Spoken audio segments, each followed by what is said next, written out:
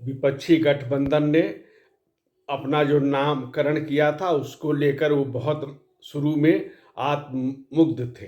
प्रधानमंत्री नरेंद्र मोदी ने उसी समय कहा था कि यह गठबंधन घमंडिया गठबंधन है। इसके साथ इन्होंने कहा था कि इस घमंडिया गठबंधन में तुष्टीकरण, जातिवाद और भ्रष्टाचार ये पहचान के रूप में शामिल है।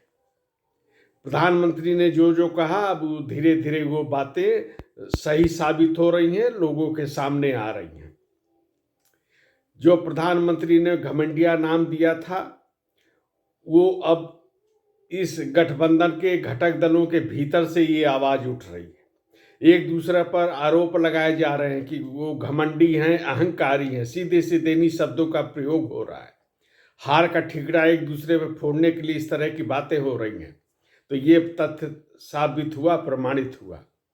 इसके अलावा जो जातिवाद का आरोप लगा इन पर वो देख लिया गया। विधानसभा चुनाव जातिगत जनगणना के आधार पर ही लड़े गए थे, जिसको मतदाताओं ने अस्वीकार कर दिया।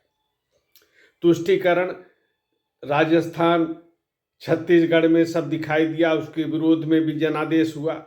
आज भी इंडिया अलायंस की सरकारें जहां जहां पे है इन पार्टियों की, उन सब में तुष्टीकरण एक इनकी अनिवार्य रूप से शामिल है इनके क्रियाकलापों में।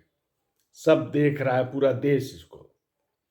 भ्रष्टाचार के आरोप लगाए थे, किस तरह की सच्चाई सामने आ रही है, किस तरह से एक सांसद के यहाँ से नोटों के जखीरे पहाड़ बरामद हो रहे हैं, दर्जनों मशीनें लगाई जा रही हैं उनको गिनने के लिए।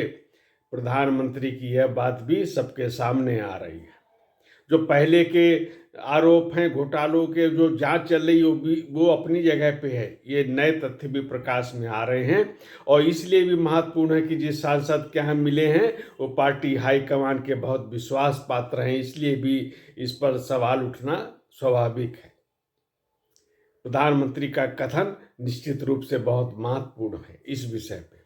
उन्होंने कहा देशवासियों से कि नोटों के ढेर को देखें, इसके बाद इनके नेताओं के ईमानदारी पर भाषण सुने, जनता से जो लूटा है उसकी पाई पाई लौटानी पड़ेगी, यह मोदी की गारंटी है।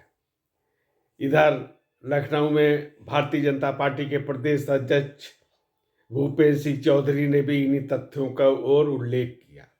उन्होंने भी ये प्रधानमंत्री ने जो कहा था उन तथ्यों को पत्रकारों के सामने बताया और बताया कि ये सीधे सीधे जो इस तरह के घोटाले भ्रष्टाचार के आरोप हैं वो किस प्रकार से ये सांसदों के यहाँ जो बरामद हुआ है नोटों का पहाड़, उससे साबित होता है। और ये केवल यहीं तक सीमित नहीं है। जब एक सांसद की ये स्थिति है तो विपक्ष के में जो इतने सांसद हैं, इतने नेता हैं, इनका भी एक अनुमान लगाया जा सकता है। और ये ऊपर तक इनकी विश्वसनीयता है अपनी पार्टी हाईकमान तक। तो इसको लेकर भूपेंद्र सिंह चौधरी ने आरोप लगाए। ये एक बिल्कुल शायराना अंदाज में उन्होंने एक कथन ये कहा कि मोहब्बत की दुकान से नोटों के पहाड़ मिल रहे हैं और ऐसा लगता है कि जैसी सारी मोहब्बत तो बिक गई, अब कांग्रेस के पास हिंदू और सनातन के प्रति